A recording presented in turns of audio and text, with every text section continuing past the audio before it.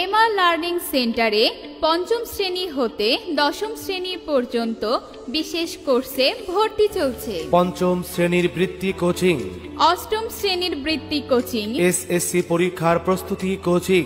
তথ্য কেন্দ্র মাহবুব মেহেরুন বিদ্যানিকেতন, উপজেলা রোড, বকশীগঞ্জ, জামালপুর।